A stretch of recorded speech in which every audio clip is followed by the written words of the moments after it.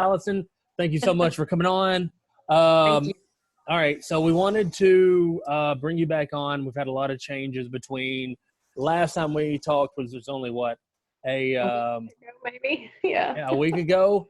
Yeah. Since then, they've received a second big package. So, all right, so pick us up from last time. Where are we, and what do we know? Okay. So last time we talked, basically the money had run out that day, ironically enough, Yes. for the PPP program and the Economic Injury Disaster Loan Program, or EIDL, a lot of people call it. And basically that was $349 billion for the PPP program, and then it was $10 billion for EIDL. Basically ran out on the same day. I think it was April the 16th. And if you contrast to what SBA did in 2019, they only did about 30 billion in backed loans. So in less than 12 to 13 days, they basically blew through, $359 billion. So that just gives you an idea of the crisis that we kind of have in front of us. And I know a lot of businesses were able to get in under that last cap, but there were a lot of them that weren't.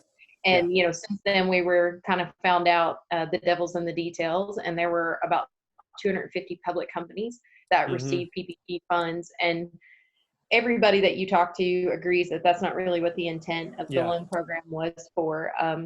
It's really intended for what a small business is really defined as, but there were some loopholes that they put in there really to address the restaurant and hospitality industry that has large amount of employees, maybe over 500 employees, but they have multiple locations. Okay. So when you break it down by location, it's less than 500 per location. And so that's how some of those people were able to kind of creep into the system. The other way was based on some SBA provisions about how they define a small business. And so those loopholes were there, and they capitalized on them essentially. And it seemed like there was a big stink because of that. You had huge companies that were taking 20 million plus in funds, and there was a lot of people not happy. Yeah. So the statistics that I came up with, there was about 900 million that was loaned out to these public companies, and about 140 million of it has been returned. And so in the process of kind of just postmortem on the PPP program, the Trump administration and Steven Mnuchin with the Treasury Department have basically said that's not who it was for, and we're going to give them some guidance. And they did issue some guidelines last Friday, and they said we're going to give them some time to pay it back. So they have until May the 7th to pay it back in good faith with no penalty. And then after that, I don't really know what they're going to do to them, but they know who they are because they have to disclose that information to the SEC, so they'll know who it is. And I think they'll take steps to correct that issue. So I think the money that has been paid back now is eligible in this second funding, which is the $484 billion that was passed. And so the way that kind of breaks down, it funds a couple of different things. It's not just the PPP program. Okay. So 310 billion went towards PPP. And then 60 billion of the 310 is specifically carved out for small community banks and credit unions, because there were a lot of arguments made about the last round that big banks were the only ones that got the money, and that little banks weren't able to really meet the demand just because they didn't have the manpower.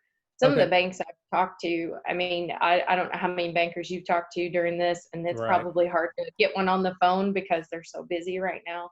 But they have done everything they can to try to respond to the demand. But the little banks, I feel like, were the ones that were able to actually get the funds to the clients that I work with.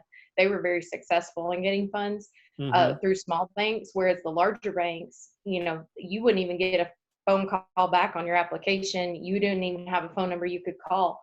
And so I know they used a lot of the money, but honestly, I feel like the smaller banks were where my clients had the most success. So I would say with round 2, that's a lesson learned. And now there's this 60 billion carve out for small community banks. So that that's set aside for them. And so I think people will continue to have more success with the smaller banks in our community. So if you haven't gotten your PPP funds, I would definitely reach out to a smaller bank more so than I would lean towards a big bank. So for those who just didn't get to listen last time, because it isn't really geared toward the actual small businesses, because we kind of covered everything last time. Just really quick, break down the difference between the PPP and what that means, so that if somebody's been on the sidelines thinking about it, they know what to do. Yeah, well, they better jump in the pool quick if that's the case. But yeah, so the Paycheck Protection Program, that's what the PPP is, and it is purposefully designed so that way small businesses can keep their employees on payroll and keep them off of unemployment. It is essentially free money as long as you use it for the purposes that it's intended, and it's intended that you use it to pay your employees to retain them during the period, even if you don't have to close. So it could be that your business is still open and you're still able to work.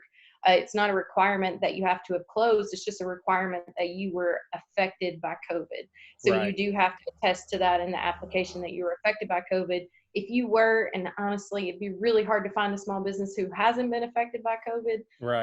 You would attest to that. And there are some other things that you obviously have to sign off on, but that's the big one. That's the qualifying thing. So if you're a small business with less than 500 employees, you've been affected by COVID, even if you don't have any employees, it's just you. Let's say you're just a solo real estate agent. You don't have anybody that works for you. You employ yourself, essentially. And so you would be able to get it for yourself. So I think a lot of people felt like, well, that's not for me. I don't have employees, but that's not true. It is also for you. It's for farmers as well. That's another recent question I've been getting a lot. And so anyway, I think that it's important for people to take advantage of what's available to them, but they may not know it's available to them. So if you use it for its intended purpose, it is forgiven, and it can be used for payroll, rent, and utilities. And the rent and utilities piece can't be more than 25%. So if you do that, you don't have to pay it back. If you don't do that, let's say you borrow it and you don't spend it for its purpose, then you do have a loan and it's at 1% interest rate, which is really cheap. So anyway, and then the either way, even if you have to pay it back, it is a very cheap loan. It is a cheap loan, but the intent again is just so that way you can pay your employees. And you said, and just to go back what you're saying, even if you are a sole proprietor, it's just you. I mean, you're quote unquote paying yourself. Is that correct? That's right. Yeah. Okay. There is a cap. It's up to $100,000 per employee. And then for self-employed people, they actually issued guidance probably the day before you and I spoke, defining what a self-employed person would be eligible to have forgiven. And for them, they're going to base that on their 2019 1040 Schedule C. So if you're a real estate agent that works by yourself, you know what I'm talking about because you file it every year. You would take the net income on that return, which is line 31. You would divide it by 52 and then multiply it times 8. And then that's how much you can get forgiven. And that's the maximum. If that number is less than 15,385, if it's more than 15,385, then you would use the 15, and that's basically a function of $100,000 of wages. That's where that comes from. So, so again, don't think it doesn't apply to you. And if you're not sure, reach out to your accountant or reach out to your banker. They could tell you as well, and they should be very familiar with it by now to be able to help you with that. So that's the PPP. The EIDL is really supposed to be kind of an alternative to the PPP, and it's more geared towards covering other costs, not just payroll, because it can be used for any purpose. But the thing that made it popular was they had a $10,000, or I'll call it up to $10,000 grant. And so a lot of people got wind of that and went and applied for it. So there is a loan aspect to it, but there was also supposed to be an up to $10,000 grant that was supposed to be free money, forgivable, et cetera. So that's why it became popular. But they only put $10 billion in it the first round, and it ran out fast. And so basically, they just cut those funds off. And actually, I still have people, even before the bill got passed, the 484, I had people still getting their grant money from the EIDL, the next week. So it was kind of like they knew what they had on their docket, and they said, okay, we don't have enough money to take more applications, so we're not going to take any more.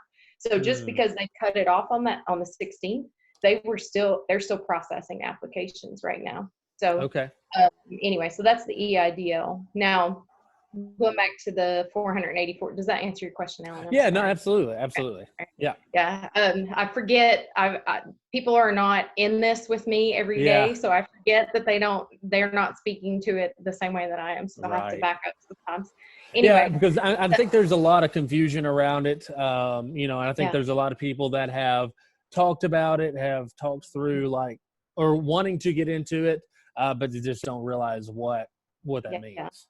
I call it decision paralysis. Like, they think, well, I don't know. Let me wait and see, or let me talk to this person, or let me get this person's advice. I mean, a lot of this is whoever was able to act the fastest kind of was able to take advantage of it. And round two is probably not really going to be any different based on what we've seen so far. So what about those who, let's just say last time that they were in the application process, however, the money ran out. Do they need to reapply, or are they automatically going to be right there in line? Yeah, they're supposed to already be in the system for both processes. So for PPP, a lot of the banks chose not to continue to accept applications and to focus on the ones they had on hand, with the expectation that Congress would expand the program and replenish the funds. So they said, well, we're just going to work with what we got. Then some of them said, well, we'll keep taking applications, but you go to the back of the line and then we'll just see what happens. We don't make any guarantees. But the vast majority of banks said, well, we're going to just work on what we got, because they had an overwhelming demand, and they wanted to make sure they were able to fulfill the requests that they had on their plate before they took on anybody new. Then the EIDL kind of was the same way. They stopped taking applications, but everybody in the queue, they've continued to work on them. Now, I haven't had anybody hear back from an EIDL loan. Only grants is the only thing I've had feedback on. And it is, if you go on the SBA.gov website, you can look and see they put out statistics about how much they loaned by state and how many loans they did. And so if you're interested and you're a geek like me, you'll appreciate that. And you might want to go look at that and just kind of see what it looks like. So I know they're giving out EIDL loans. I just don't have anybody in my circle who has heard back on that. So, I mean, the funds are being loaned. I just don't know who they're getting loaned to and how they're prioritizing them. Now, let me ask you a question. This may be inside or outside of your expertise as a CPA, but I think you're probably around it enough.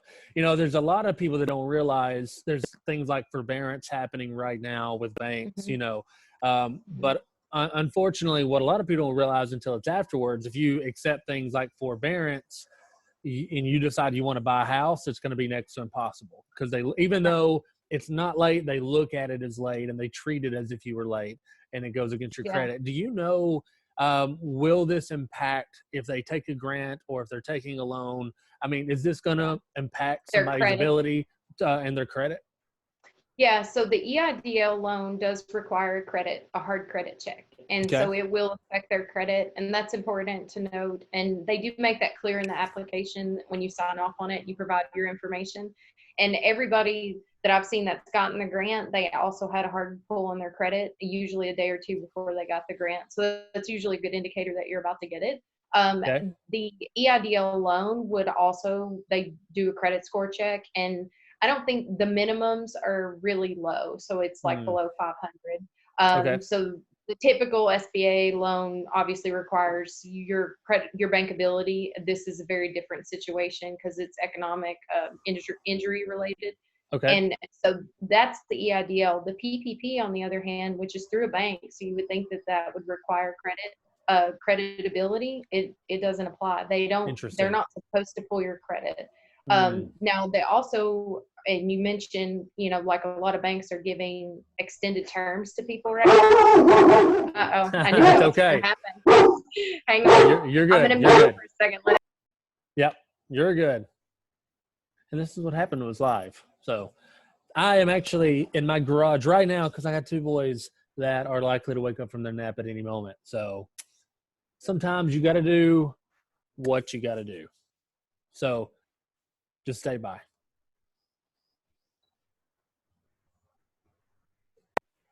I am so sorry. You're good. You're good. I've got they're really big ankle biters, but they're harmless. What kind of dogs are they? One of them's a Heinz 57, as my husband calls him, but he's a shelter dog. And then the other one, I've had DNA tests on both of them, so I do know, but it's a laundry list that he is. And then the other one is a Great Dane mixed with a blue heeler. So anyway, they're just wild, but they hear the slightest thing outside, and then it just awakens the beast. So it's better. Hey, that's why I'm in here. That is why I'm in here. Exactly. Sorry about that. You're good. Go ahead. So regarding the some of the banks are allowing individuals to delay payments. So that's one of the techniques that people are using right now to kind of, help them get through this storm, this short period of time, hopefully, that we're all experiencing. The banks are saying, well, you can delay payments for 30 days or 60 days or 90 days, whatever. I don't really know what the bank's policy is on whether or not that'll affect your credit. I would suspect that it should not, though. But I would say check with your bank if you're concerned about that, obviously. Right. Yeah, I know that has also been, at least in my world, a big topic of discussion, because obviously it's attractive to be able to say, hey, I'm going to put it on the back end of the loan, or I'm going to do this. But unfortunately, a lot of times the people end up stuck to where they can't buy a house. They can't do things because even though they were given permission, they ended up, it ended up counting against them. So I think it's very important to just check with your banker to see, does that apply to you? Will this hurt you if you take this? Like she said, the most likely the grant wouldn't, but especially with a loan, you need to know what that looks like. Well, and also the PPP is a loan, and it remains to be determined whether or not you will be getting it forgiven. So you have to apply to the financial institution for forgiveness. So we don't know that you're going to get the whole thing forgiven. So right now, I would imagine it does affect your, debt to equity ratio. And so it's something to keep in mind for sure. And especially if you were planning on making a move in that area in the next couple months before you know what your forgiveness is going to look like. But again, you can talk to your banker, obviously talk to your lender about that, and they could give you more advice about how that affects it directly. So now that we're on the topic, let's go ahead and talk about forgiveness, what that looks like, because you talked about bringing that up. So I'm getting a lot of questions about forgiveness, and it's because there's not a lot of guidance out there right now. But a lot of people that were in round one have gotten their money, and they need to know what to do because they have 8 weeks to figure it out. And so time is of the essence. And if they don't use that money wisely and be strategic about it, then they could end up actually owing the loan back and not getting it forgiven. So basically, there's not been a PPP FAQ submitted for forgiveness, and we're kind of waiting on that. But I think that the important thing is to start with your bank. So that's the first step, because your bank is who's going to decide what gets forgiven, what documentation they have to have. And if we've learned anything out of this last round of the loans, we've learned that they're making the rules. They're playing the game. So they're doing what the SBA says, but if the SBA doesn't say, then they're having to figure it out for themselves. So they will be the ones that dictate forgiveness along with SBA guidance, not your CPA, not your buddy down the street. So, and not what your neighbor got to do. So that's who you need to talk to about it. So that's probably like my disclaimer I need to put on that. Right. But the next thing I would just kind of look at is you're looking at an 8-week program, but you got 10 plus weeks of funding, right? Because it's based off of 2.5 times your payroll, which is about 10-ish weeks, 10 to 11 weeks. But you have 8 weeks to spend it, and you can spend it on more than payroll now. So you can do your payroll plus your rent plus your utilities, but your rent and your utilities can't be more than 25%. Yeah. So the rest of it really has to be for payroll. And when I say payroll, they also are letting you add some things to that. So you can add state unemployment tax, you can add federal unemployment tax, and you can add things like health insurance benefits for your employees. And then also retirement funding if you have a company retirement plan. And we're talking about the employer portion.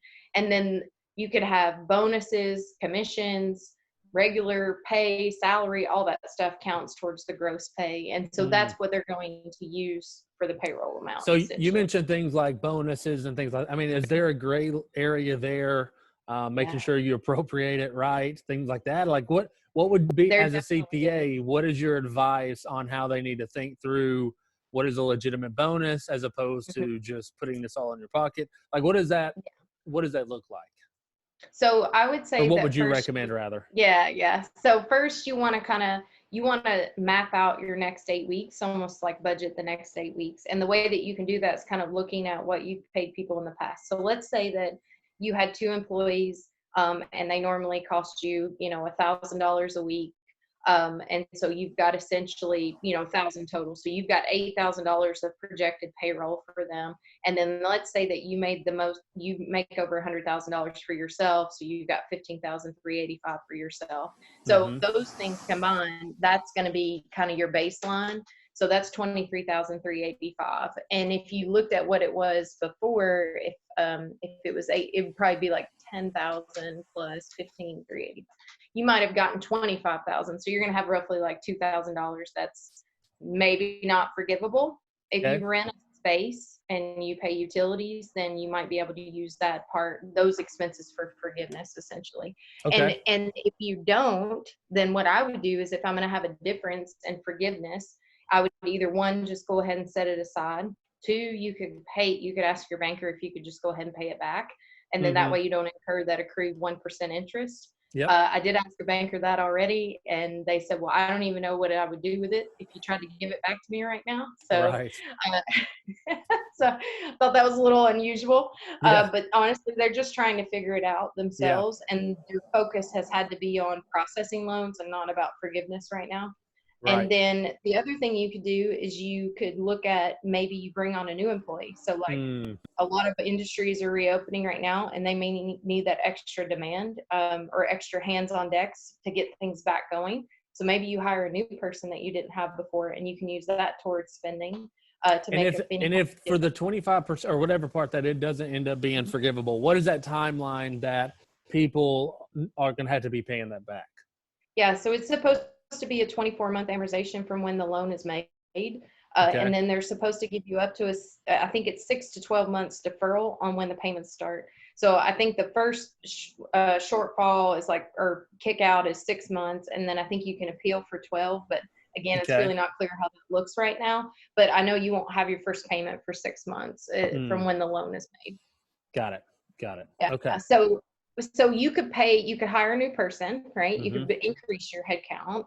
You can increase your pay to people. And I think that's what you were kind of alluding to earlier. Right. And there's not anything in the regulations right now that say that you can't, but what I would say is just know that you're going to be presenting this to a banker. So just make sure that it walks like a duck and looks like a duck and acts like a duck. So you don't want to be presenting it to your banker and feeling embarrassed about what you're presenting. You want to make sure you're doing the right thing with money and what it's intended for. Because I'm going to assume that they have repercussions if they don't get this correct.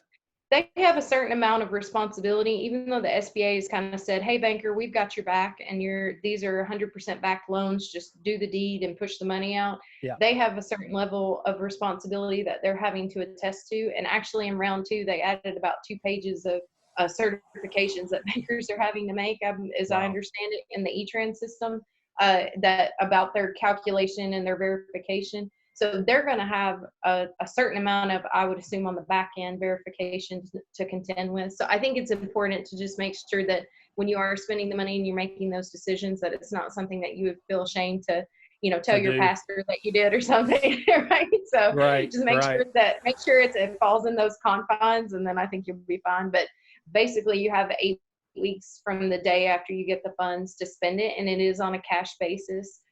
So it's not like you can't say, well, hey, I owe for, 3 months rent. But I'm only going to pay 2, you actually have to pay the amounts in order for them to count. Okay. And then the list that the SBA put out for utilities, this is something that's kind of been a question that I've gotten a lot, is what is a utility and what's considered a utility? And so assuming you rent a space, obvious electricity, gas, water, that type of thing, but they also threw in telephone and internet. And it remains to be defined, does telephone include cell phone? And so that's something that some people could think about. And then they also have something in there called transportation, but that's not defined either. So the main thing is for the next 8 weeks, you just keep really good records, and then have a plan, a budget for how you're going to spend the money for the 8 weeks. Try to maximize your forgiveness. Bring your employee head count back, because that's another big piece that people are forgetting. So it's not just you spend 75% on payroll and 25% on rent. You got to get your head count back to certain levels. And so I think a lot of business owners, they may not have experienced this yet, but they may see that some employees don't want to come back on payroll because now they're drawing unemployment, and unemployment is bigger than what it was before. So before now, unemployment in Tennessee was maximum $275 a week, which is nothing. People can't live on that. And so they've bolstered that in the CARES Act with an extra $600 a week. So that's $875 max a week. And so Mm. some people, that's more than what they were making working. Yeah. So it's going to be hard.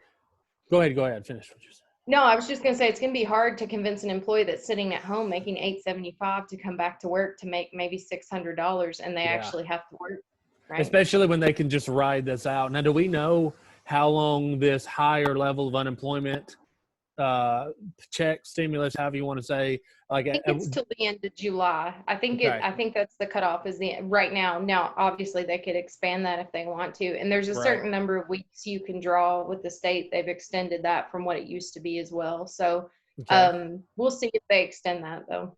Okay.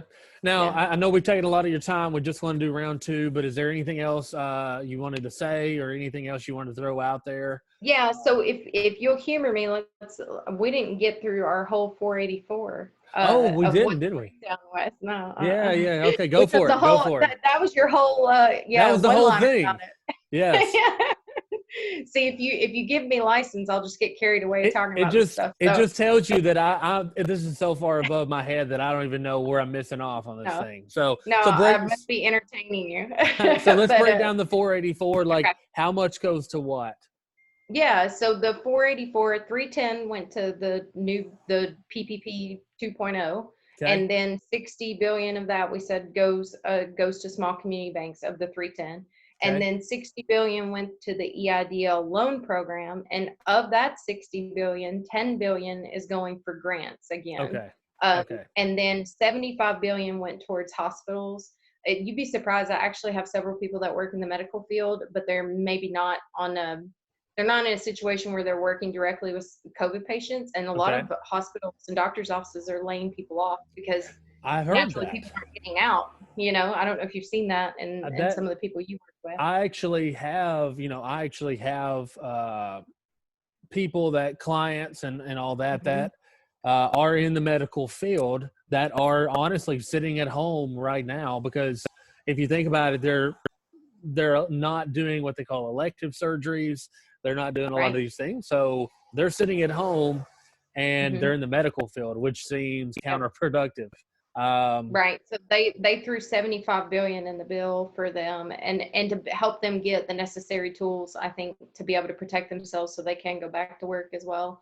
And then they threw 25 billion in for COVID testing, and that includes creating like ventilators and PPE and stuff like that. And so and if you ran the numbers, you would say, well, that's not 484, Allison. And the difference is basically what they're paying the SBA to be able to administer the program, because naturally they've had to hire a lot of people to be able to do this. And they needed to add technology to make this to accomplish this. Because like I said, I mean, the previous year they only loaned or backed $30 billion in loans, and this is 10 times over that. Or now it's. Hey, can you hear me? I think we're cutting out a little bit. Yeah, there you are. Yeah, sorry, had a little glitch. But at this point, they're way over what they have ever had before. So I think it's been very overwhelming for them. Right. And so at this point, like I think the statistics that the SBA put out yesterday, or it was midday yesterday, that they had done about, they had done two. Wait a second. Sorry, I'm checking my notes here. They had announced that they had in the E-Trans system that they had done in 24 hours. Well, I'm losing it. I don't know where it's at. Anyway, sorry, I won't waste your time on that. No, but you're I had good. some You're good. statistics on what they had pulled together. But anyway, they came out Sunday and said they were going to throttle the applications because all these big banks had applications stacked up ready to go. And so, you can imagine when the floodgates opened on Monday at 9:30 a.m., they thought, well, the money's going to run out in 2 days. But what ended up happening is so many people tried to send applications, the system kept crashing. And so a lot of bankers had a hard time getting into the system. And the other thing that they did is they were going to only let big banks send bulk apps of 15,000 at a time. And then by Monday afternoon, they throttled that back to 5,000. Wow. And they also were limiting the number of loans they could submit per hour too. That was the other thing, to like 350 per hour, all in a response to try to get give the small banks a chance to Right. get the loans in the system, just because, otherwise they don't have the manpower, they don't have the Mm-hmm. technology. And anyway, Right. sorry, here it is. They processed 50 billion in the first 24 hours. And And they so did, if you do the and compared to last year, which was. yes, well, and also I think they said there were double the number of people in the E-Trans system Monday than there was the last round. There were That is double incredible. submissions. Yeah, it's Wow. crazy. So there was a lot of pent up demand for this Mm-hmm. program, and a lot of other, like PayPal and QuickBooks and a bunch of other companies kind of came online and said, well, we're going to start loaning money too. We're going to do the PPP because they get 5% of the loan. Of the loan. So So there's money so they to got the make. incentive to get into the game and submit as many of these things as possible. Exactly. So when the E-Trans system opened Monday morning, it just immediately crashed. I had bankers telling me they just had to sit there and hit refresh pretty much all day. And they worked into the wee hours of the night. Some of them have teams that are coming in at night. And I think as a result of that, today, the SBA announced that what they're going to do is at 4 p.m. Eastern today, they're going to block all the banks that have over 1 billion in assets from submitting loans, and only let the ones that have below 1 billion submit loans between 4 p.m. and midnight. Just so that they can let the small banks get in there, do their thing. Got it. Yep. Yeah. But you said too, at this point, really going to a small bank is going to be your best shot anyway, right? I definitely wholeheartedly agree with that. I've had a lot more response out of small bankers in our, just in our little Lebanon community, Nashville, Greater Nashville area. They've all been really helpful. And I definitely think that you would have much more success with a smaller bank. That was round 1 and round 2. I think round 2 is going to be the same way. So like, for instance, Bank of America submitted bulk apps because they do have the technology for that. They announced on Tuesday, they submitted 184,000 applications on Monday. And then as of Tuesday night, they only had SBA loan numbers, meaning they were approved of only 1,000 of those loans. That's it. So do you like those odds, or do you like the odds of working with a bank that might have 200 apps to submit and they're going to get through them in a couple of days? You just have to be patient, Right. Patience is something to be exercised during this time. And then again, like I said, I don't know if I mentioned this today to you, but they announced they're going to audit all loans that are over 2 million. So if you're one of those that falls in that category, that you borrowed more than 2 million, expect an audit. So going back to how we spend the money and the forgiveness, you definitely, if you're in that category, you need to be very conscientious of how you're spending the money, because they're going to be auditing those loan programs. So okay, perfect. Anyway. Yeah. All right. And then let's see. Yeah, the EIDL hasn't reopened their application portal. So if people are interested in that, they should just keep checking the SBA website. Do they have an anticipated time when they plan on opening that back up? Just whenever? No, they haven't announced it that I've seen. I think that they'll probably be scared to announce it because there would just be such a rush on the system. I do know that the House Democrats and a couple other people kind of got on board and wrote a letter to the SBA to tell them that instead of giving $1,000 per employee, that they need to do what was originally intended, which was that all of them would be a $10,000 grant, and that they should go back to the apps that they've already given the $1,000 per employee and give them the full 10,000, like was what was originally intended. And if they don't have enough money, to ask Congress for more money. But that doesn't mean anything. It's just a letter basically encouraging them to do that. I don't know that they will, And at this point, like I said, you can't even submit a new application right now on the SBA website. So. Wow. Okay.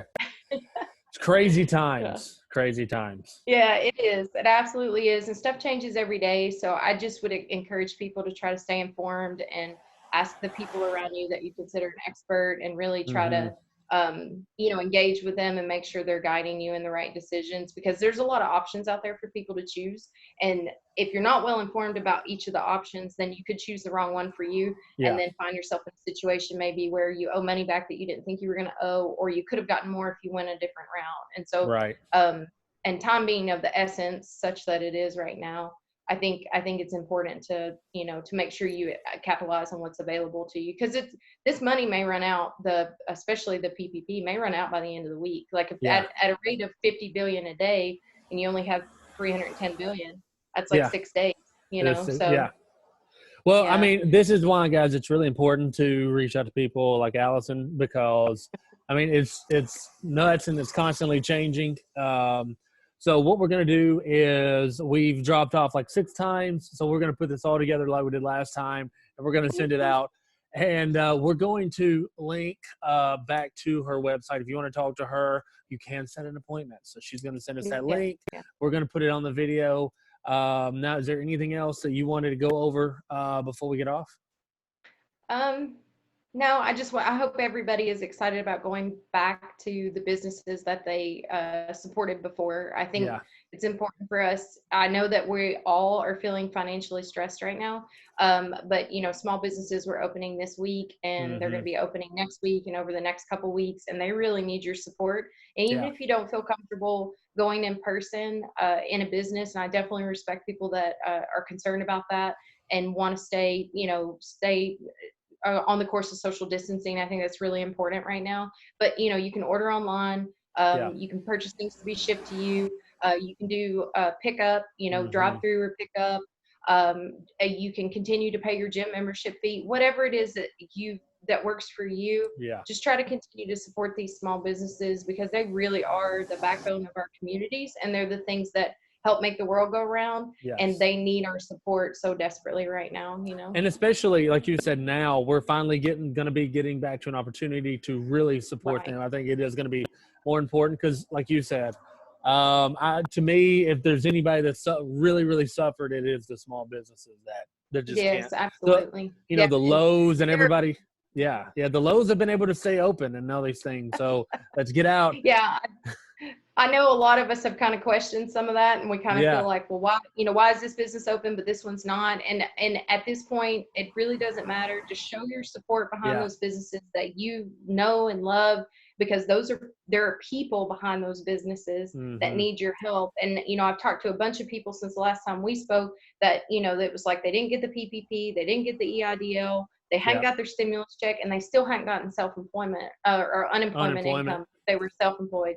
So, those people, they haven't had a check, and it's been, 4 to 6 weeks. That's a huge gap of time, so they need our support. All right. Well, thank you, Allison, so much. And again, we're going to put a link to her and her website if you want to schedule a time. But regardless, just reach out to people that actually know what they're talking about. So you don't screw this thing up. So Allison, thank you so much.